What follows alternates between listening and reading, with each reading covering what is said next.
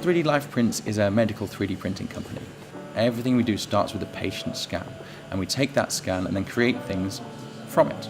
The core of our work is embedding 3D printing hubs in trusts, in hospitals, and supplying the hospitals, surrounding trusts, surrounding universities and other companies with 3D printed solutions to their problems. For example, if you have a patient who has a problem with their heart, you would take a CT scan of their heart. We would then use the data to build a copy of that patient's heart in perfect one-to-one scale and in a suitable material.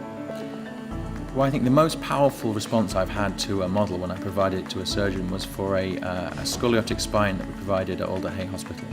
And once we provided it, within 2 minutes of giving it to the surgeons, they'd scrapped their previous plan for the surgery and changed it completely 180 degrees. They decided to do a different entry point. They took that model into surgery with them, and it reduced the time of that surgery by 3 or 4 hours. Surgery time's running at £2,000 an hour. That's a massive saving in terms of time, but also in terms of the patient, it's a game changer. They have a much shorter operation with a much greater chance of success. We export some pretty unusual stuff. We export some prosthetics, and also we do some stuff with mine risk education. These are programs that are run by large government or NGOs around the world to kind of educate people about landmines, about ordnance, and so we make models for those programs. When I first came to speak to DIT, it was about how can I ship these unusual items and not get stopped in customs. So we spoke to, there's a gentleman called Steve Rapley, who is our personal advisor.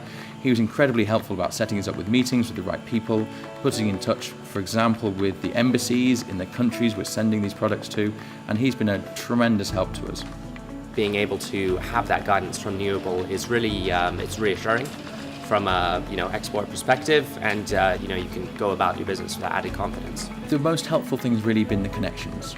We don't have a big black book of connections, and he's able to put me in touch with the embassies. Really helpful, because someone on the ground is very helpful for me, just so they can validate the process, so I know who it is I'm going to be sending stuff to. I know that when I send it by FedEx that someone's going to be picking up who's legitimate. And that's been the most useful thing, I'd say. We've exported to Turkey, we've exported to Jordan, we've exported to the Sudan, we've exported to Mali. These are not standard countries, and I do need a bit of help to get me to those places. Now I see moving into hospitals around the UK and around the world as our next big objective. DIT can really help us with that expansion process. I really need some in-depth analysis of where I should be, how I can get there, and who I should be speaking to. We're a relatively confident pushing business anyway. We're a small business, but we've got big ambitions.